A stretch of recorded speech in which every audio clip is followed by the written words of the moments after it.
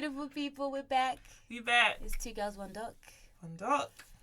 We have survived the coronavirus so far. So far. I was so happy you put this so far because it is definitely not the end yet. We have survived so far and therefore can bring you this wonderful episode. Yes. Guys, if you're working from home, chilling, quarantined in hospital, whatever you doing in this trying time, listen to our pod. It'll bring you joy. It will bring you joy. It will. Literally, it will bring you joy. In some way.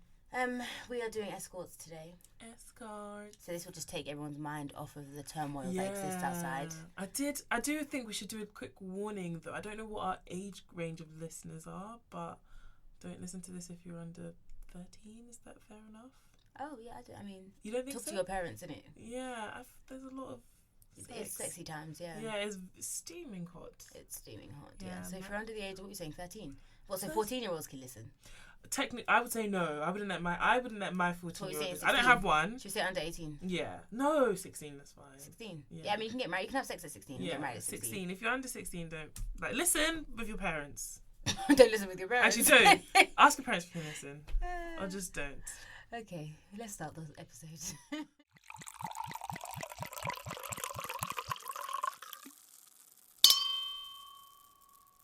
What are we sipping on?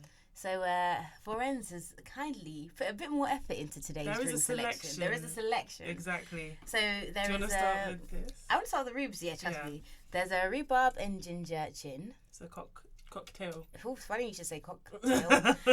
Ready to drink, actually. Delightful. And there's also a passion fruit martini, which I understand is just a... Hey. Passion is the things you say. Come on. Passion is the my own way. I get it now. So apparently a passion star martini. Wow, a passion star martini is just a porn star martini. Yeah. Yeah, and that's my favourite. If you know me, that's my favourite. Yeah, it's drink, actually my favourite cocktail, especially the Las Iguanas one. Bangs. Really? Las Iguanas one is the best one that I've had. I had one at All Bar One. Is that what it'd be? I've had the it's one. Too sweet. I like that one. I like a sugar. But the Las Iguanas one, like, they're sizable. Really? I need to try. They're good. You've never had Las Iguanas? We had those Las Iguanas. We had them. The truffle mac and cheese. Yeah, it was porn star martini. You didn't like it? I don't remember it. We'll take you again. Yeah. All right, let's get started with this episode before they tune out. Okay, so Escorts. We open up with this documentary. I think when was this? Because it was on Channel 4, but it's now on YouTube. I can't remember what year it's from. I think it's 2015. That's what I was about to say. I think it's 2015, based on the stuff I saw when I googled. Yeah, and also in the title of the YouTube video it says Escorts 2015. Oh shit! But it was uploaded in 2018, so I know that it probably was maybe. Okay, so for some reason they have they're scrolling through the screen and it looks like an iPhone 3, but it probably wasn't because I don't think 3 is what's it was a 4. But the screen visual we see of them scrolling, it looks like a 3. Yeah. So what we see when it opens up is someone scrolling through the screen of their phone. It's like a screen recording, and they're on an app. And they're scrolling through this app where they see different girls, and it has their names, sexualities, and their ages. Yeah. Okay, and their names aren't really their names. It's like Hot Pussy Kitten and things like this. Like. You didn't know what their mum named them. Okay, it's true. After what was the thing we spoke about last time? Pet name, water. So the on-screen text tells us, like most services, prostitution has moved online. And we're back on the screen recording, and this person lands on Miss Emily B, 27-year-old bisexual female. And he clicks on them, and the description on her profile says... Oh, did you actually read it? Yeah. I wrote it down because I was like, literally, I wrote it down. Be bothered. Literally, I was like, I'm back. The official Emily B, here to tantalise and tease you, play with you and please you. Come on, Ryan. Step into my world of virtual reality. And Emily is one of those people that capitalises. I put this down. Is that the word? Capitalises. Yeah, but I was thinking like of the meaning. She like basically the first initial of every word is capital letter. Yeah, literally. I hate that. I hate people like that. Like, are you 5? Are you honestly, I hate that so much. Literally, and it takes effort as well. What is the meaning? Literally, of that? Like you have to literally go and click caps lock, and then why? Like why? So this tells you everything you need to know about her. And then we switch screens, and it's someone getting ready in a house, and she's putting up she's putting on sexy lingerie, and the on-screen text says, websites and apps are replacing pimps and madams. The madams. Madams. Madams. Do you say madams? Yeah. Say madams. Madam. You're thinking, madam? Oh, okay. Hence courtesy. Okay. Like pimps and madams. Madams. Okay. Back to the screen recording, and they're making a booking with Miss Emily. Can I just say that all this on-screen text is really annoying, and this is the reason why we have no trailer. We had no trailer for this episode, because it's just so annoying. Like, why am I having to read so much? I just want to watch the documentary. And there were a lot of trailable things that they could have made. Exactly, why did they not make one? It was a very trailable documentary. Exactly. But you know what I think about this documentary? Like, I don't think it was like a crew or anything. I think it was one guy and his camera, and he just followed them around. He probably had a wank after every day. Probably during. Honestly, he just had one guy and his camera, and he probably just edited the whole thing himself. It really just seemed like, it didn't seem like there was a crew. But I really, really loved the way it was filmed. Yeah, because it was simple, isn't it? It was natural. Yeah. And it just literally followed them. Yeah. I think that's the only way it could have been, considering the subject matter and like the things they were doing. Yeah. You couldn't really have them doing like confessionals, sitting down and stuff, because they've got clients coming in. But yeah, I enjoyed the way it was filmed. It was just very simple. Just one guy, his camera. To do confessionals. You learn that time is money in this. Time is money, and boy, do they make money. Ka-ching! So yeah, we see another woman, and she's getting all sexified, and we see what I assume is her profile, and it says Miss Cookie Jane, 24-year-old, straight female, and hers says, and I'm going to have to shout this because she did it in all caps lock, and I'm trying to be as authentic as possible. I said the exact same thing. She said, a lady outside but a whore in the bedroom, smiley face XXX. I put it in capitals as well.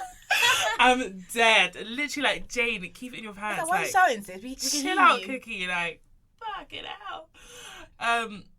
So back in the house, and the women, they're two women, one has dark hair, one has light hair, and they're with like their dogs. Should we describe them? I feel like we're going to get into that when we introduce them. Okay. Because we don't know who they are now, so it's like, it's a mystery. It's a mystery.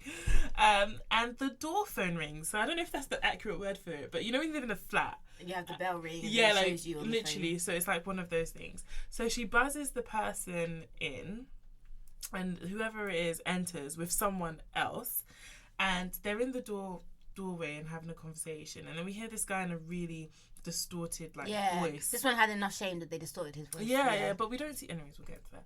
And he says, "Shall we?" And then she says to him, one of the ladies says to him, "Shall we sort out business before pleasure? Then I'm all yours." So he obviously pays her.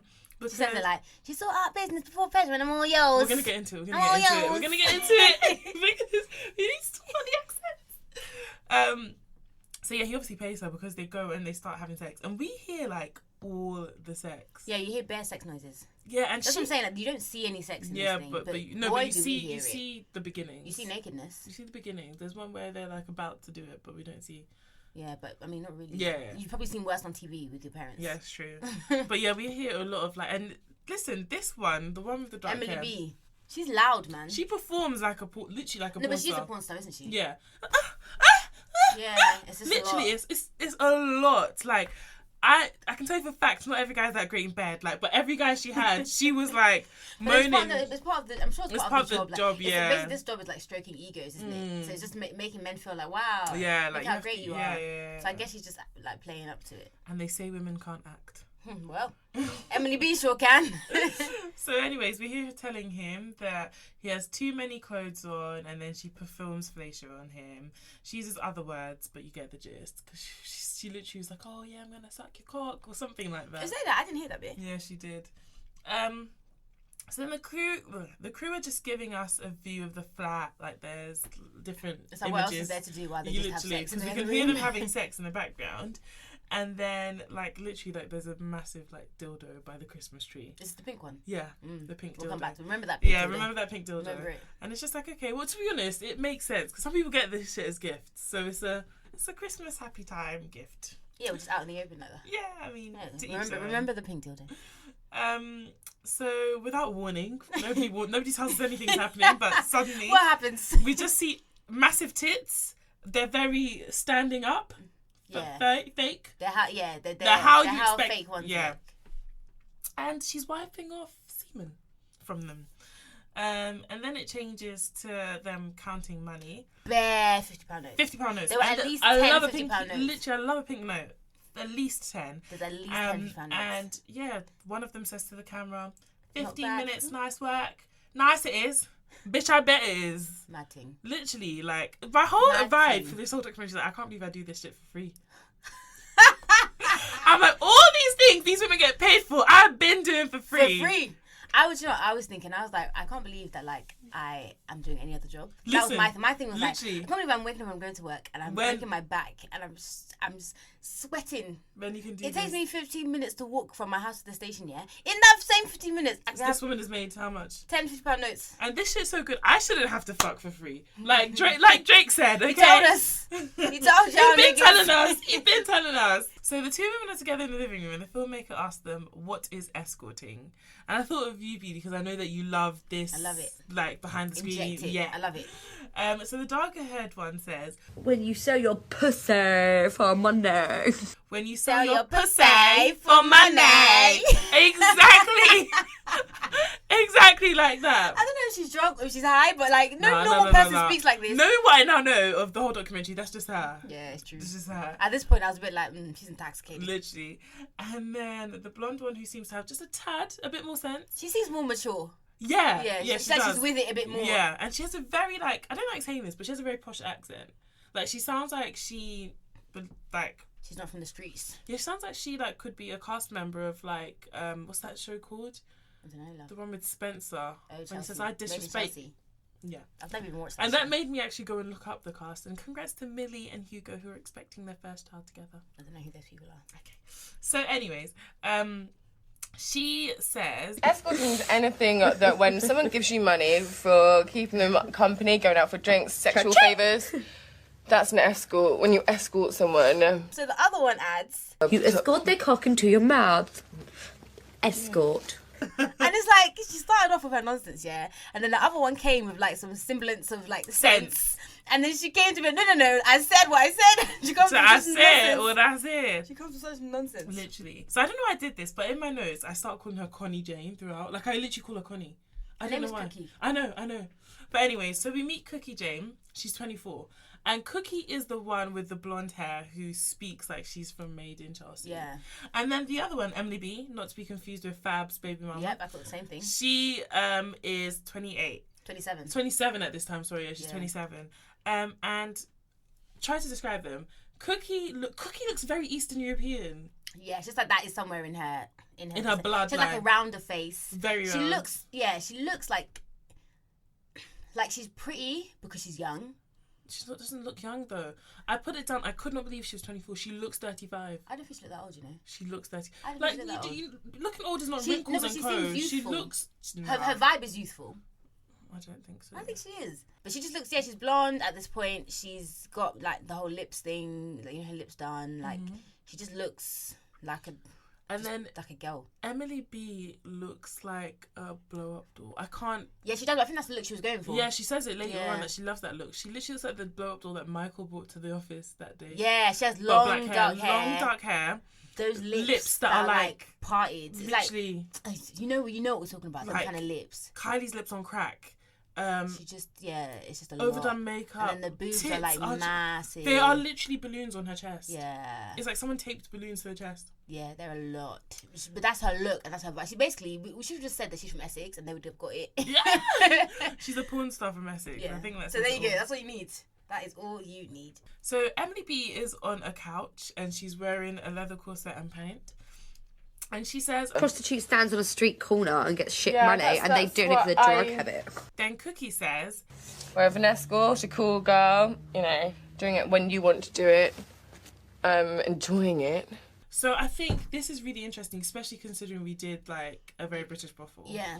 We start to see that even within like this job, there's like levels to this shit basically. Like they think they're above the women who prostitute on streets or who work on the streets.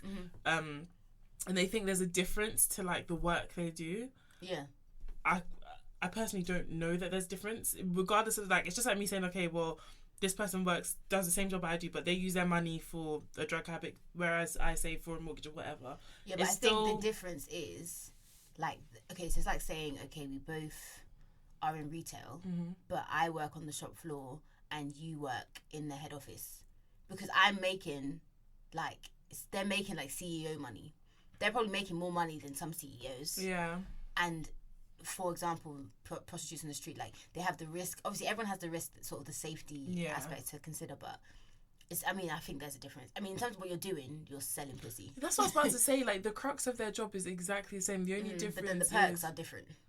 Yeah, and that's enough. People respect people based on their income, and their income is a lot more. So, example, you're having sex with guys and getting paid for it, who are city guys. You've got a flat in Mayfair. You're this, you're that. Someone else is having sex with randomers. Yeah. Who are in a spare 20 car quid, in a garage somewhere. Do you get what I mean? Yeah. So it's like I can understand the feeling of like superiority, but like bottom line is you're both selling pussy. Literally, that's what it comes down to. Like, that's why I'm just like, you're no better or worse than this person because you're both selling pussy. But the thing is, the reason why I think they are better is because if, for example, you were to be a prostitute and they said, okay, pick between working on the streets and working in Mayfair, what are you gonna pick? Obviously, working in Mayfair because it's better. It's like, to you, it's the best of two shit situations. But to someone who doesn't think it's a shit situation. Yeah. Okay, fair enough. Yeah, I don't know. But anyway, just in case you were confused to the difference between a prostitute and an escort, that's why they've explained it for you, So, again, we find out these women live in Mayfair. And this is really smart business strategy, actually, because they obviously pay a lot more in rent than anyone else. But they basically live in Mayfair because it's the most expensive part of London and it exposes them to better clientele, which makes sense. Yeah. Because lads will literally drop by after work, like literally because it's so local. Yeah. Okay, so suddenly Cookie's naked and going to shower, and then Emily B is taking us through her website. So we're seeing like different pictures of her that she's taken, and like just her description and kind of like how people can go in and view her site and the stuff that she has to offer. And she's like basically a porn star as well, so it's not just like escorting, which I get the vibe. She has multiple streams of income, guys. Get your money. Listen, which I get the vibe that Cookie is. I feel like Cookie's just like escorting, but I think Emily B does a lot more porn as well. I think there's like, during this documentary, the comparisons between them that I kind of get into a bit later, because I think it's important to sort of compare the two and just kind of see how they are, where they are. Like, they're doing the same thing, but they're so different. It's so different. So we learn how they kind of maneuver this world of escorting. They have profiles on something called adultwork.com. Any of you horny toads, that's literally the website. And this is what we're seeing in the beginning when we see the screen recording of someone scrolling through. Yeah, it's like a platform for independent escorts. Literally. And then you put your profile on. So it's free to sign up, but you pay 5 credits to advertise that you're available for work that day, which is equivalent of £5. And we'll get into how much money these women make, but if you're making the money they're making, £5 a day to let people know, like, yo, like the cost of business, secure clients. Yeah, it's not too much to ask. And then like on this app, there's like a cam or like a phone bit, and then there's like this thing where it's like 2 people holding hands. And it's like, if they have that means they're available for escorting, which would involve you actually leaving like your house to go meet the clients and spend time with them. Y'all, if you see me on this app, mind your business, literally. So again, we hear Emily having sex, and they do all this in their flat, which is kind of weird, safety-wise, I thought. I wouldn't want people coming to the home where I live and know where I live. It's true. But then I think part of the reason why them being in Mayfair is there is that sort of security in terms of you have to buzz them up and things like that. It's not just like someone can just pop in. And I guess going to people's houses also has its dangers because you don't really know the area, you don't really know the layout of the flat, like, you know? Yeah, it's true. So it's all just dangerous, guys. Don't do it. Don't do it. If you see me on the side, mind your business. So anyways, Cookie is in there and she can hear them having sex, but it's just like business as usual. There's so many things they do that I can't imagine. I can't imagine being like in a house and I can hear my friend like having sex. But I guess it's business. It's like me being a hairdresser, so I can't imagine being in a house and see my friend making hair. I think it's a bit different than But it depends on how desensitized you are to it. I think it's that, and I think it's just because loads of people, because I remember like back in school, people would have sex in rooms together because they could, because it was like, oh, yeah, this I is used a to place hear for us of that, and I was like, yeah, you used to hear that all the time. And so it's like, it's not that deep to some people. That's what I mean by how desensitized you are to it. Emily walks out and she's naked. We see a lot of like their nakedness on this documentary. We see boobs. Yeah, we do see no. We do see bum, and we do see one V. Oh, do we? Yeah, we do. I don't recall. Yeah. So she comes out and she says she needs a new vagina because hers is broke. Which can't happen, by the way, guys. Your vagina is a stretchy passage, and it's back when it's done doing what it needs to do. Yeah. Trust me, if it can push out a baby, it can. Don't let them come and tell you, oh yeah, vagina's laced. Don't let them tell you that, okay? Impos. So we also learned a bit more about this site. They get ratings and comments. It's kind of like what we ask you guys to do for our podcast. And Emily says, I will only see clients that have been verified. They are who they say they are. So if anything happens and they're about to come in with a meat cleaver and chop off my head off, they can't get away with it. So I found that really interesting because it's not a case of like they can't kill me. It's like if they do kill me, they'll get caught. Literally. And I thought, is prevention not better than cure? Like, just don't let them come to your house. Like, just, if I was on this, I would just be doing like it in hotels. But I guess it reduces their rate because. Yeah, it's true, because now you're having to spend money. No, but you just charge them for the hotel. Yeah, but and still, also, it's a bit risky. If it's like, say the hotel's like £100 and... But if my going rate is £500 for 15 minutes, yeah, I'm going to charge you £500 for 15 minutes. And then on top of that, I'm going to say, add 100 because we need to use this hotel. And they'll pay £600. Yeah, if you can pay 500, you can pay 600. Yeah. Anyways, so we learned they roughly make 5 or 6 grand a week. At least. We see so much money in this documentary. Like cash. I was thinking taxes. Are they getting paid? Are they going to get paid now that the documentary's out? Can somebody say tax evasion? Honestly. Literally. Because when Emily is like, unless you win the lottery, you're not about to make more money than me. I was like, true. She's not lying. She's not lying. 5-6 grand a week. That's not even people's monthly salary. It was like 260,000 a year when I did if it were 5 grand a year. That's a lot of money. Literally, because to be honest, when you deep it, the only thing they're going to be taxed on is probably what they make from the site. Do you know what I mean? Because obviously that can be traced. No, but then they give them the money in cash. Not all the time. There must be a way they pay, or there must be a way... They pay the £5 or the credits or whatever. Yeah, and then the people who book them, don't they pay online? No, they pay. That's why she was saying in the beginning, let's do business first. Oh, I thought that was just a different... Because don't forget, they're on bare, like, different avenues. Yeah, fair. I don't know. And they have, repeat customers as well. Yeah. But basically, the long story short is I don't think they get taxed that much. No, they can't. They won't. And the fact that everything is cash, they're not getting taxed. Yeah. Yeah, literally. So we learned a bit more about Emily's clientele, and it's all over the place, basically, which is what we already knew from A Very British Brothel. Yeah. But literally, it's married men, male escorts, which was interesting as well. City boys, arrogant rich lads, and lads who oftentimes fall in love with her. The saps. Moist. So Emily has a client, and he's obviously a regular because when he walks in, she says she's missed him. Do you know, before we see the client, they show on the app like a screenshot, and it says £500 for an hour, and then we see the client that she's with. So this guy is paying her £500 for an hour of her time. Time is so valuable, guys. It is, and this is why Mariah Carey, now every day that I grow in life, I see why Mariah Carey sued her ex for time wasted. You have to. Like, I still can't believe I do this shit for free. Going out with men for free. Meanwhile, people are getting £500 for an hour of their time. So that time you got to the date first and you waited for half an hour. He owes you £250. Literally. He owes you £250. That date where he was just chatting absolute shit and was still confused about if he was going to pay the bill. He owes you £500. He owes you. At least. Even if it's just recouping the contour and the highlight and the foundation you use for that makeup. And the time that it took to apply that makeup. Exactly. Time is valuable, guys. Time is money. Okay? Money. Money! So she offers him champagne, which he accepts, and then we don't actually see this client. We don't see him. No. And his voice is distorted. We'll go into that. Yeah, and he pays her for the deed before. So yeah, like BD said, we don't see his face.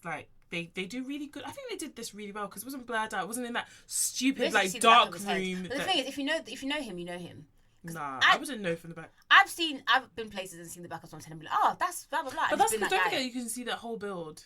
No, I've seen the back of someone's head. Just the back? Yes, I'd be like, I know this person. And then I've spoken to them and it was the person I thought. Well, no, I don't know people's back of their heads. I have powers. But I did feel like he was moist from the back of his head. Could you not tell? He seems a bit... Yeah, thank you. I'm not being crazy. Yeah, no, you're not. So...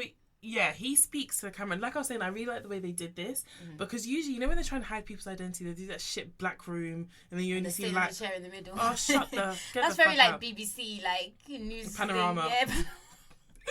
But this one, like, he was fully there, but the way they filmed it, you just never saw his face. And then his voice was distorted as well. And basically, I guess the guy, the director or the filmmaker must have been like to him, like, you know, what is it that makes you come here, literally? And he said, like, she's a stunning porn star, and it's pretty rare you'd get that thrown at yourself, because you have fantasies about porn stars when you watch them. So I guess fulfilling that fantasy is what most men would go for. Literally, which makes sense. It makes sense. And he says, like, it's not something he shares with everyone, but it doesn't feel that weird. It's disposable income. I said, I pray for such disposable income. I mean, I pray to have it, but I wouldn't be using it for I pray to have it. Yeah. So there's one bit where before she goes in with this client, she is pouring the champagne, and she says, God, me and Cookie are so bad, we're such alcoholics.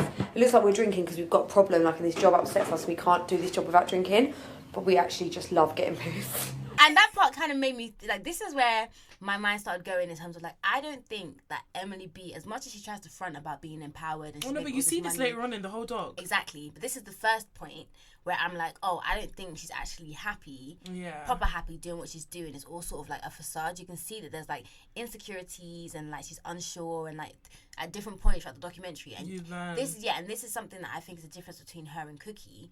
No, but I think Cookie as well. No, but I think that Emily B is different. She just seems more unhappy and more, like, confused. Cookie kind of seems like she knows what she's doing with her life. Emily B, because Emily B is older as well. Emily B is 27, and Cookie's 24, and it seems like it's only 3 years, but, like, that's a jump. That's early 20s, late 20s. Yeah, that's a big jump. Yeah. One is still doing grad scheme. One should have been finished grad scheme.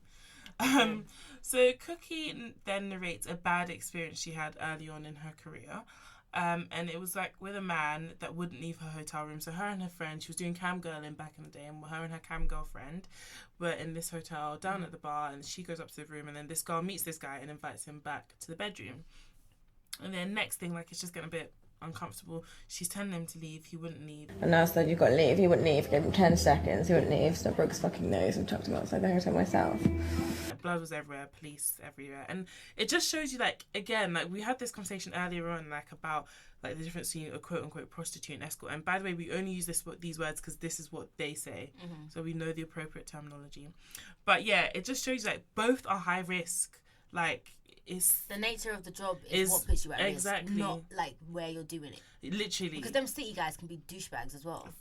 And so that just because they're not going to someone on the street, you're still exposed to that. Exactly. Sort of... Watch Law and Order. It happens all the time. Yeah. So we see Connie get an escort booking, and it's £500 for 2 hours. And it's to go out and go date. For a drink and chat. No sex. Just companionship and, like, maybe a kiss at the end. And I'm not going to lie, if you give me £500 to go on a date, just to drink, you might get a cheeky kiss at the end. You might. For free. I'll throw that one in for free. I might charge you 50. But... And again, I literally wrote, I cannot believe I've been doing this shit for free. Do you know how many shit dates I've been on? Like, I do know. Literally, you do know. Imagine if I was getting £500 each time. Wait, keep going. I would retire. You would have your houses. Oh, fam, upon houses. So Connie calls him, she confirms, and she showers. And then the guy has, like, requested that she wears a dress with no bra. I will wear a dress with no panties and bra if you're paying me £500 for 2 hours of my time, sir. And so, yeah, she gets ready and she goes. And I think this is when we start to see, we discussed it a bit later on, but we start to see a difference in the approach Connie and Emily have. Whether it... Cookie and Emily have. Whether it be through their, like, whatever they're projecting or how they handle business, the clientele is different. As in the need, and the thing is that it's difficult because obviously we only get a snapshot in the case of the documentary. Yeah. But just to generalize, it seems as though cookies are a lot more like, oh, let me take you out and, like, we'll have sex sometimes. It's like what you guys would, what idiot men would call wifey type. Yeah, exactly, like the girlfriend experience. Yeah. And then Emily's more like, let's fuck. Yeah, exactly. Yeah. And I don't know if let's that's fuck hard. Yeah. So I can just get my nuts off and then literally. I can be out. And I don't know if it's about how they market themselves. I think it's also how they present themselves. Yeah, literally. That's what I was about to say. Or if it's about whatever. But it definitely is. Because look at the boobs. Like, Emily knows what she's after in terms of clientele. I suppose. She's made herself that way. And even up until now, we haven't seen Cookie have sex. Yeah. Have you clocked? Yeah. But Emily's had, like... all the sex. All of the sex, yeah. Literally. Yeah, I did that as well. Also, like, the thrush. I'm sure that they I don't know. I was gonna say I'm sure they do things. I don't really know what they can do. No, I mean, I guess lube. Yeah, just lube. Yeah, but condoms. They but that. I feel like too much sex messes up your. No, I don't know. I don't think so. You know. Okay, well, it shows what I've been not doing. So Emily's done with her client, and she's talking to the camera in the bed, and she's like, "Fuck boyfriends. But I wouldn't have an actual boyfriend unless they were really good to me." And I was like, I mean, sis, this goes without saying. Like, who seeks out a boyfriend who is shit? Like, do you know what I mean? Emily is that girl, yeah. I think I said it later, but she's that girl that, like, you meet in the toilet and at a club, and then she just tells you, or she's like, oh my God, I really love your dress, and before you know it, like, she's telling you all about her ex, literally. And this happened, and that happened, and the girl that he cheated on her with was at the club, and she didn't know what to do, and you're just there like, okay, I'm gonna go. Literally, my friends are waiting. Literally, so you should get some friends. She's like that girl. So she basically goes on to say that she's picky and doesn't want to get heartbroken. So she's focusing on herself and getting her money up.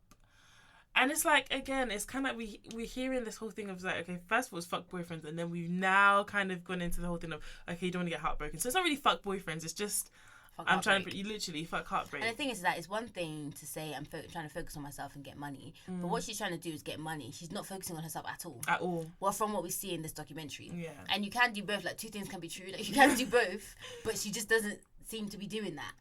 So it's morning now, and she's in the shower squatting. I didn't understand why she was squatting in the shower. She was like douching. And she was washing her ass. And she's still talking about men. She says, I'm not going to let a man dictate how I make my fucking money ever again. Especially when they meet you and they know what you do to start with. The thing is, I get what she's saying. Yeah. Like, you can't meet me as an escort and then say you don't want me to escort. I mean, you can, but like you can't expect that. Exactly, literally. And then she was like, if that's what you want, go be with a fucking normal girl who's working in the city and probably fucking her boss anyways for free. I just thought that was a leap. Because not necessarily. I died. I was like, it's not a two, like, those two things are not. People always try and make it like it's got to be one extreme or another. The other, like, they could just be a normal girl. Some of us just go to work in the city. We just go to work and we come home. Literally. So we catch up with Cookie following her night out, and she says it was amazing. This guy wants to be her sugar daddy, and he wants her to stop adult work, and he'll give her a monthly allowance. He ended up paying her $650 instead of the $500. Can you see God? So he paid $150 for that kiss, and all they did was talk and a quick kiss at the end. Boy. I'm completely in the wrong line of work. Like, honestly, like the more I think about it, the more. But the thing is, I feel like black girls aren't really in demand like that. I don't think we'd get the same kind of reception if we were doing up Mayfair clients. Some guys have vetted. Okay, yeah. Some guys, but of those, how many guys you get a client a month? No, it's true. The market there, and that's not. It has to be a side hustle. Yeah, and they even said it in what do you call it in the brothel. Yeah, they were like that. She was like, black girls aren't really. Yeah, but she was saying it in a matter of like black girls don't put themselves out there like that. Yeah. So probably because they know they won't get the same reception. I don't know. Yeah, mate, there must be a way of making this extra cash. Like 500 for 2 hours of my time. Yeah, even if you just do like one escorting a month, 500, calm. That covers your bills, and you're done. Oh, I was gonna say bags and shoes and that, but yeah, that's a couple weeks. Listen, it'll cover your bills. Then the money you usually spend on bills, you can then buy bags and shoes and wigs. Fair. So the director basically says he doesn't get the notion of sugar daddies. Why would he? And Cookie explained, you know what, you're right. Why would he? Because this is an institution where women are benefiting from men. And he doesn't understand how. How could he get it as a man? He probably can't see himself just giving mony to a woman for no reason. Yeah, exactly. And so how then would he be able to reconcile that someone else is doing that? Yeah. Broke nigger alert. Wow. They want a beautiful younger woman and they want to look after them, whether it's through holidays or cash. Lots of girls go through, they want to put girls through university, give them driving, get them cars. They feel like they need to help the young ones. But they feel like they need to be like a saviour and like they need to really like help, and like without them the young women, like damsel in distress bullshit. Damsel in distress. Literally. So we now see Cookie at 24 years of age getting Botox and massive lip fillers. Honestly. And we also learned that this is what I'm telling you, she looked old. Like, we also learned that this is not her first, second or third session of Botox. Like, she's had bare. Yeah. I don't think she looked old. She looks lived. She looks like she's lived. She doesn't look like she is remotely our age mate. Maybe I don't see myself at the age I look like. Because I genuinely see people that are meant to be my age and I'm like, no. See, I look younger than I am. You look 12. So, do you know what I mean? Forever young. Yeah, do you know what I mean? I feel like I look at people and I think, are they my age, older or younger? And I think she looks around my age, maybe a little bit older. Okay. Yeah. Fair dues. We'll post pictures, let the people decide. Although you guys don't seem to be siding with me a lot, but we'll get into that later. When you're wrong, you're wrong. Cookie is getting ready to meet her sugar daddy, and she wants to discuss the terms of their arrangement, basically. I agree with this. And I definitely agree with this. And she basically says, she'll quit the sex work, but she needs her rent paid, which is $2,500. Mm-hmm. Cool. Bills paid. Calm. And then she likes to go out for meals most nights. Cool. And she gifts. likes gifts. And it's part because what if I'm gonna do this? I don't think there's anything wrong. Basically, what she's saying is like, okay, so me escorting allows me to afford the life that I like to live. So if I'm stopping that now, you then have to cover for those expenses. You literally. Which makes sense. Which I mean, makes bottom line, sense. do you know what I mean? If you Like, my life should not change. Exactly, just because I've stopped doing something because you asked me to. Literally. Yeah, agreed, sis. Exactly. Get your money. Legit. So Emily's at a photo shoot now, and she basically says she wasted so much money in life that she could have bought like multiple homes over, and it kills her family when they think about it. And again, like, this for me is just like, it's dumb. Like, if I was doing this and I was making all this money, best believe I'd be investing, because you don't want to do this forever. Like, your creature can only take so much. Like, and it's just the knowledge of her like wasting all this money doing fuck all. And it's a thing where it's like, you know, like, I think the thing, so I like with escorting and things, I feel like even with other jobs, I feel like there should be an end goal. Like, you're in this more so with escorting because you're not going to be buff and young and everything forever, so the demand is good for you probably decrease, even though you can still probably work. There's guys who want MILFs, as we saw on a very British brothel, but like your demand is going to decrease, and so you need to be thinking long term about your future and your plans. If you could have bought houses 10 times over, you could have a property portfolio as long as my arm by now, literally, and then know that like, cool, I can stop doing this and be making just as good money. Literally, if she had bought those houses and rented them out, she'd be making just as much money. Yeah, literally. Now I'm focusing on saving some money so then I can get out of this completely and do something I actually fancy doing. And again, we're edging towards this whole thing of she doesn't really enjoy doing this. Because at the beginning she's saying, oh yeah, I love it, oh, you can't make more money than me, and she's like, something that makes me really happy. What did she say? She says, doing something that she fancies doing. So you don't actually want to do this. Yeah. You just convince yourself that you're fine doing it. You don't want to seem like just another statistic or someone who's unhappy in their role. It's fine to be unhappy where you are. Let's be honest. And then strive to not be there anymore. Exactly. You are making at least 260 grand a year. And what have you done with that? Pissed it away in Botox at 27 years old. Popping balls. So yeah, we learned both her parents are accountants, and she had like a really normal life. And her parents don't really like discussing what she does, which makes sense. So they know, but they blissful ignorance. So we see a flashback of like an old picture of Emily, and she looks pretty. Like, she has a very Greek nose. Yeah, she looks like she's Greek. Just like a normal, but she's like a normal pretty Greek girl. Literally, like any Maria Theodopoulos you would have seen at school. Yeah, without any work or anything like that. Like, she just looks like a normal pretty girl, and then people will look at her and be like, "Oh, you're gonna be so pretty." Yeah, literally when you grow up. Yeah, literally like when you grow up. So we learned she was doing drugs from 17, and she was dating men who sold drugs, and she was in an abusive relationship. And then she suddenly says, "I turned psycho. I'd rub my nan." That's what I'm saying. Back to the whole like the pharmacist addiction stuff. Like, when people are addicted, they don't care. Yeah, they don't care. Feed the addiction. That's primary. Literally, she was doing 7 to 8 grams of coke on her own. See, now I don't know if this is a lot, but it seems like it's a lot because of how she said it. I don't know if it's a lot. Yeah. I don't know what is appropriate. Yeah, but it seems like it's a lot because of the way she said it. Yeah, I don't know what the appropriate amount of cocaine is. And so she says porn saved her life, and I don't know, but okay. So we switched to them doing the cam, and Emily is on cam, like, doing her thing. Doing up sexy time. Literally. And then Cookie comes as a support actress. And so she says... Support actress, you're so kind. She says to Cookie, like, get me the pink dildo. And then the pink dildo from earlier on makes another appearance. And then Cookie dips this dildo in wine and gives it to Emily. And Emily starts, like, performing fellatio on this dildo on the cam. And then halfway through this, with a mouthful of dildo, Emily says to Cookie, "This tastes like your ass." And then Cookie says, "Yeah, I used it this morning." Can you imagine? And this is what I mean, there's no boundaries. If I scream. Literally. Do people share sex toys? Like, is that a thing? Yeah. People share sex toys? And, like, this is another thing, like, just a bit of, like, sexual health. ladies, don't use sex toys with don't use sex toys that a man like presents. Am I making sense? Yeah. Well, don't use sex toy that you have not had.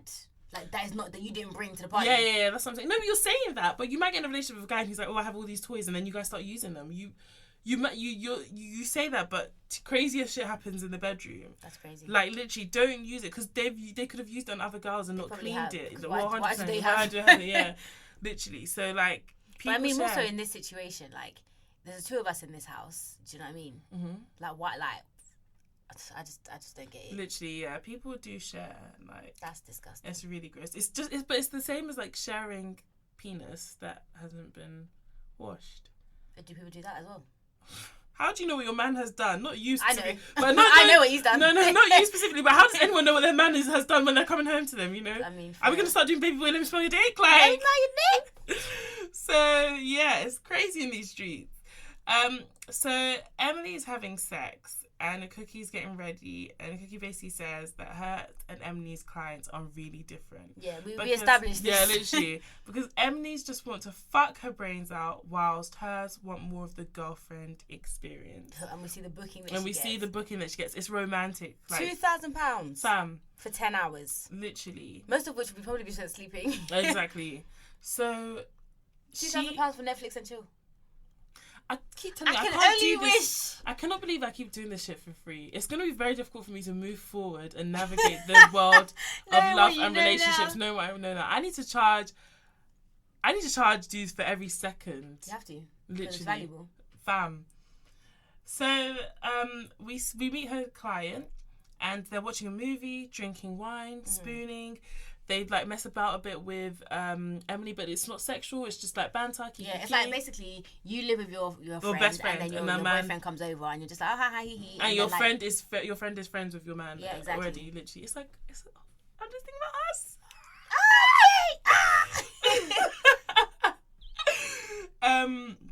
And we hear from this client again, who's blurred and distorted, and he says it's not about having sex. Main thing is companionship. It's an escape from life. And we learned that like he has like a wife and kids. So it's kind of like I don't rate you at all. Do you know what I didn't rate especially? Yeah, besides the infidelity, you're spending £2,000 of our money. I'm sorry, when you marry, your money, my money. Your money's my money, innit? And so like now, £2,000, it could be spent on the kids, could be spent on the house, could be spent on food for the kids and the house. And even if you have disposable income, it's still extra money that you didn't need to waste. Yeah. Or, do you know what I mean? And the thing is that, like, it's not like, oh, you know, you went on a golfing weekend with your boys and that was, like, your way. I know some people might equate it to the same thing, but it's like, you paid $2,000 to cheat on me. Literally. Like, I guess maybe their relationship is in turmoil or whatever, but then leave. Guys, like, if you're not happy in the relationship, maybe there's complications or whatever, but, like, just leave. Like, just leave me. If you don't want to be with me, then don't be with me. It's not by force. Do you know what I mean? I'll get over it. God's sake. So I think the filmmaker asked her if like this guy has feelings for her, and she was like, yeah, he probably does it. She'd find it weird if he didn't. Yeah. But they both know what it is, and it. Give me my money. Run me my check. Anyways, they have like sex, and it's kind of like it looks like lovemaking almost. Yeah, they film it in this like weird stylistic kind of way. Like it's kind of like distorted, and it's kind of like effects on it. Yeah, like, you can see her about to go down on him, and then they don't really see it, and then it's just like, okay, man, fast forward. So he pays her $2,000, which is basically her rent, just like that. In 10 hours. Lord have mercy. I'm in the wrong line. We're in the pits. This is the ghetto. So we now learn that Emily, who didn't want a boyfriend, has met someone. She's met someone. She in love, and she's gotten a haircut, which made me really happy because she looked less her, but still her. Yeah. And she says that he doesn't expect her to stop like doing what she does right now, but eventually she will stop, because she wants a family. And so like there's this scene where Emily's boyfriend calls and she's like with a client, like, and you can literally hear her. So you know the loud, well, you guys don't know, but the loud that she's always having. Yeah. And then Cookie picks up and she's like, oh, Emily's just in the shower. I'll get her to call you back when she's out. And then it's just like... This is how I know that, like, Emily isn't fully honest with herself or her boyfriend, because I feel like maybe she's made it out to be a thing that's more temporary than it is. Because I get that you don't want to rub his face in what you're doing, but it's like, if it's not that deep. You could have just said she's working. Yeah, exactly. You could just be like, she's working, and he would have known what it is. It's just like my man calling and me being like, you being like, oh, I'm on Twitter. You could just be recording. Like, what the hell? Literally. Exactly. Literally. So we meet Cookie's mum, and her face is blurred out, and her voice is like distorted. So obviously she doesn't want to be. Her voice distorted? I don't think it was. Oh, if that's just her voice, then wow. I think that's just her voice. Because Yeah. I was thinking, if you know her voice, you know who she is. Because they'll show like the back of her head, and then when she turns to the side, they blur out the profile, and Oh, okay. I don't know. But she's not really happy with what Cookie does, but she accepts it and accepts She says, "What can I say? I have a child that's definitely different." It's like, okay. So it's kind of sad though, because she makes up a story in her head of what Cookie does. Like, it's still kind of, she basically says, I make a little fairy story. She goes out, she entertains, she's got some big strong men protecting her. This is the thing, as her mother, I think her biggest concern is It's the her security. safety, yeah. It's her safety and the fact that she doesn't have security around her. Mm-hmm. Not so much what she's doing. I think it's just what she's doing is not always safe. yeah. So Cookie has dark hair now. And Yeah, she dyed her hair. Yeah. And we meet, and I wish she hadn't. The thing is, like, I didn't know, like, I put it in my notes at this time, yeah, but I didn't know if it happened before or not, because I was like, oh, I'm really unobservant, so I didn't know. No. But it was at that time. There, yeah. So Cookie has dark hair now, and we meet her dad. And her dad is a lot more chilled out. Yeah, like, he appears, we see him. We actually see him. Yeah, like, he's on the documentary with his chest. Like, and he's it's like, on it. I'm not trying to be funny, but anyone who knows the family knows who these people are. Exactly. So but I think I had this exact thought. But then my thing is, like, if you know Cookie, you know the mum. But if the mum had appeared and you see the mum on the street, then you'd be like, oh, that's Cookie's mum. Because we now know Cookie from the documentary. Yeah. So I think that's why she didn't want to be in it. Fair enough. But obviously now the dad's in it. Yeah, like, he's mad chilled. Yeah, like, he's calm. he doesn't really care. He's like, not that he doesn't care, No, but he he's like, doesn't care, no he's dad. accepted it. Yeah, no dad wants to know that the daughter does this, but like, I'm If happy she that does, she's happy. I'm happy that she's But alive, then he yeah. says something really problematic. He's like, Could be worse, could be in a council flat. Unmarried mother. I was like, but would there's you rather dignity be, in that. Would you rather be an unmarried mother in a council flat or an So escort? literally, I genuinely feel like because of the value I place on like sex, I genuinely think I'd rather be the unmarried mother, because it's not the worst thing in the world. Yeah. Do you know what I mean? Like, it's, And it's not really something, I mean, yeah. and it's like, on top of that, like, when Cookie talks about why she does this, she says she's lazy. What dignity? There are unmarried mothers who live in council houses that That work work in 2 so jobs, hard for their kids and to give them a better future. Sitting there and And saying the you're thing is, lazy. Council, and this thing is, council houses, people are assumed to be lazy and just trying to take off the government. But initially, it wasn't because of that. It was like, this is a way to help people who otherwise wouldn't be able to be helped. Yeah, exactly. So that there's no dishonor, or there should be no embarrassment living in a council house. At 'Cause all. you just pay your tax. Like, should the council not help me? First Exactly. of all, and then when it comes to being an unmarried mother, anyone could be an unmarried mother. It just so happens you just didn't get pregnant that time you had sex. Exactly. with someone who wasn't your husband. Or you could be married and it ends. Exactly. And your man doesn't want to be part of the kids. Like, there's so many layers to it. So I I thought found that that was really problematic as well. problematic. Like, very, like, It's like, maybe almost that's like how saying, you reason with it. Like, okay, at least she's not this. It's like, no, it's like, literally, like, I genuinely would be the unmarried mother, but it's because of the value I place on sex, so to each their own. So Emily's on the phone to her boyfriend because he's basically ghosting her. Like, he hasn't been calling her This and bit shit. just annoyed me so much. And she starts crying, and she's like, "Promise me, I've got nothing to worry about." Weaponizing tears. That's what they love to do. Like, the guy's called you, yeah? So he hasn't called you, you're upset, I get it, do you know what I mean? Then he calls you, and he's talking about how he's had a poxy day, because she's like, oh, you've always had a poxy day, but I'm going to be a girlfriend, and that... Nah, do you know what? I relate with her on this one, because you know in your gut when a guy is trying to distance himself from you. I mean, true, and also... And it hurts, because you're literally like... all you want at that moment is that person to tell you, okay, you know what, I'm not really on it that much. Something is up. Okay, I understand what you're saying. Anyway, so after this call, she goes to take a pregnancy test. And, like, the filmmaker's like, so, like, why do you think that you might be pregnant? And then she goes, because I'm hot and I put on weight. I just think I might be, so... And so it comes up negative, and she says she might need to take another one in a while. Because... And then I just feel like, why don't you just wait for the week to take one then? No, you've got... Girl! If I speak! If I speak! You're asking the wrong person. So, nothing, we don't really hear anything about this pregnancy. Basically, she's happy that she's not pregnant. Yeah, but we don't really hear anything about this pregnancy for a bit. But we learned that they're moving to a second location in Canary Wharf, which again is really great business. It's a good location, yeah. Yeah, it's because basically they're lapping up all the major areas where like these where rich the people men with money are. literally. And so Connie is setting up a website called 7 Stars, and I googled this. Cookie. And I googled it as well, and it came up on his Facebook page, right? Yeah, It's really and then weird. it's I don't weird. even know if that's her thing. Yeah, it hasn't. I don't But the think thing is, from what we know at this time, like, I rate Cookie because it shows business acumen. It Literally. shows, so basically, her plan is to set up the agency, yeah, and then poach people from adult work, and also let people go on. And also, her services will only be available from her site. Exactly. So she now retains the people she currently has, makes more money off of them, while having other people under her or like alongside her that make money from that agency. So she probably will now be charging that £5 fee that they were charging. Yeah, so adult she's work. building basically a sex work empire, Exactly. which will allow her to retire rather than Emily, who's waiting for a man and a family to retire. Thank you very much.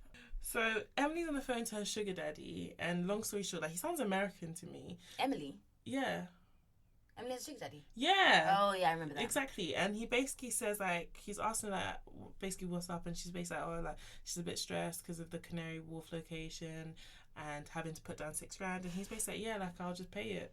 And then she comes to the phone and is like, yeah, he's basically going to pay it for, like, the next 3 years up front, so, yeah. And there you go. And even that, you're saving $6,500 a month, and you're still not saving. I'm sorry, but she just gets dafter as the She don't doc deserve the money. goes That's what I'm on. saying. Like, if we did it, we would literally. I would literally own, like, 4 homes by now. Fam. Literally. If you've been doing it for as long, she's been doing it for what, 4 years? Yeah, and then I would buy, like, rare art that I could sell and all this shit. Like, I would buy a car park, yeah, and that's I what's would up. rake it in. Yeah. Studio space too. Yeah. You make a lot of money with that. Yeah, true. Guys, if you're looking to, men out there, if you're looking to Come on. escort us or we escort you. So Emily now learns that she's pregnant, which Plot twist. that is, and you can kind of see the weight gain. The director asked her whose it is, and I thought that was mad cheeky. That was cheeky. I thought it was so cheeky. That was Is very, it your very business, cheeky. sir? That was very cheeky. I mean, I get it, but it was mad cheeky. So we learned that the boyfriend has been, like, his phone has been MIA. off basically for the year. And long story short, she basically says she's gonna get an abortion. Like, this is not the right relationship to bring a child into. Yeah, basically, yeah. She says she's not having the baby. Those are the words that she uses, and just remember that for later on. Yeah. So the director says to her, if you had a daughter, would you let her do what you do? And she says, not a fucking chance. And this is again, You don't love what you do. Like, if what you do is so great and so this and you're so comfortable, why can't your daughter do it? Let her Yeah, jump on. honestly. Like, you're making peace. Like, what's the issue? Honestly.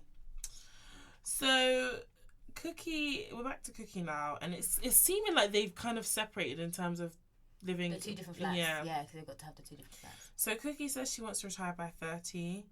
And I had a random thought during all of this. I was just like, coronavirus must be killing business for them right now. No, I think guys would do crazy things for pussy. Okay, fair enough. And they're kind of self-isolated anyway, because they don't really go out unless they're doing like a sugar daddy thing. fair. So she says she wants to retire by 30, maybe have some kids, whatever. And we're back at Emily, and Emily basically says like she's had a miscarriage. So this is the thing. So at the beginning you're like, yeah, I'm not having the baby, as in you've made the decision you don't want this baby, and then now all of a sudden you've had a miscarriage. Like, you had an abortion, it's okay. Like, just say. Do you think she has an abortion? Yes, she had an abortion. I genuinely thought she had a miscarriage because she was drinking and living that life on the edge anyway. She wasn't trying to have the baby. She had an abortion. Maybe man. I'm too naive. Nah, she had an abortion because she said, "Yeah, I'm not having the baby." Because it's not as if like she was like, "Yeah, do you know, I know it's not worked out with my boyfriend, but I'm just gonna try and see how it goes." And then you have a miscarriage. She had said, "I'm not having this baby." So in your mind, you purpose not to have it. So unless you forced the miscarriage, by living that lifestyle, she had an abortion, man. I don't know why she's fronting for the camera. All of a sudden, I watched that thing so many times. I was like, I literally thought that she did have a miscarriage. she had an abortion. So it's winding down now, and they're just basically like Emmy's basically saying that like Cookie will always be in her life. They're like sisters. do we meet? We don't find out how they met, do we? No, we never don't. know how But they we just met. guess it's through the line of sex working. But like to meet someone and live with someone, like that's and to be naked with someone, you're mad comfortable with one another. Cookie must hate Emily though. She's fucking jarring. So on-screen text tells us Cookie's moved out of her flat and she plans to launch her agency later in the year. And then Emily is in a new relationship and has stopped escorting. I feel like she's one of those women that like is so dependent on like male approval, because you swore in everything that like no guy could tell you. She's been so wishy-washy. The thing is, maybe she actually met the love of her life and she stopped because she wanted to stop. We don't know. Yeah, so but I doubt it. I'm not gonna lie. I googled them after this documentary the first time I watched it. Oh yeah. And from what I saw, if I can remember correctly, because I couldn't find them now, Emily has a kid now. Yeah, and she stopped. Like she lives a normal life. Oh, wow. Her and Cookie are still friends, and like they always post pictures of baby. Cookie still does her thing, but I don't think she's like raking it in like she was now. She was 24 in 2015, so now she's about 29. Yeah, she got about another year in her. Yeah, she said retires. she was meant to retire. Yeah, and obviously, as we can see, the website didn't really amount to Didn't much. really bang, so yeah. Maybe she changed the name. or maybe she just decided not to do it. Yeah, this would have been really good advertising for that site, though. She should have done it. Yeah, it's true. So yeah, guys, that was the end of that doc. It was indeed. It I'm was glad very you enjoyed. interesting. I say glad you enjoyed. Yeah, I hope you enjoyed. We definitely made it very PG. If you watch it, there's a lot more going on. You just hear a lot of sex. So what are we doing next? Sex for grades. And this is less sexy time. And more like... It's more like, abuse. Yeah. So, But, it's a but BBC documentary. Yeah, we'll make it as light as we can. We'll see. I haven't watched it yet, so we'll see yeah, how it all goes. that time when it was going around, I didn't watch it. Yeah, So good thing we didn't. Yeah, so you can catch us on Instagram at 2girls1doc, Twitter at 2girls1doc, and Facebook at 2girls1doc. Yes, and you can catch... Where can they catch you? Oh, yeah, on Instagram and Twitter at Miss Beady. And you can catch me at Twitter, at 4ends with 1_ and Instagram 4ends with 2_. Guys, we also have, like we said, we have Facebook, Start Conversation. We'll be putting up some pictures and shit from here, and you can help us make decisions as to whether Cookie looks old or not. And make sure you give us a 5-star rating and a review if you have Apple Podcasts as well, please. It just means more people can enjoy the podcast just like you do. So I'm going to play the trailer for Sex for Grades. See you later. Bye. Sex for Grades. University professors sexually harassing and blackmailing their students. Situations have been going on for years, and every single year, every single department, every single student, there's always a story. We all hear about it, but it's almost never proven. The very first advice I got was don't ever go to your male lecturer's office alone. Good afternoon. Fine, thank you. It's as if almost everybody in Nigeria and Ghana knows somebody who's been sexually harassed by a lecturer. Nobody wants to listen. Nobody wants to believe victims. It is crazy. I know a lot of people that have been abused and nobody is trying to do anything. For the past year, I've been working with BBC Africa Eye to build a team of female investigators. For the first time ever, we planted journalists posing as students inside our top universities, the University of Lagos and the University of Ghana, to secretly record men who sexually harass and abuse your sisters, your friends, your daughters. A lecturer will say that if you don't speak with me, I will not give you mark. Who are you? It's about dehumanizing your fellow human being. I'm a human being. I have rights to my body. You'll be shocked by what you'll see. Professors, senior lecturers, grooming and seducing students. How many guys have today you have dated for? How many guys today? I'll pay for the girl now. She's not paying for it. Paying for it with her body. When somebody's trying to pressurize you for sex in exchange for marks, it is a criminal offense.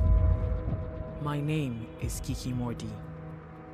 Lecturers who harass their students, I want you to know, Africa Eye has been watching.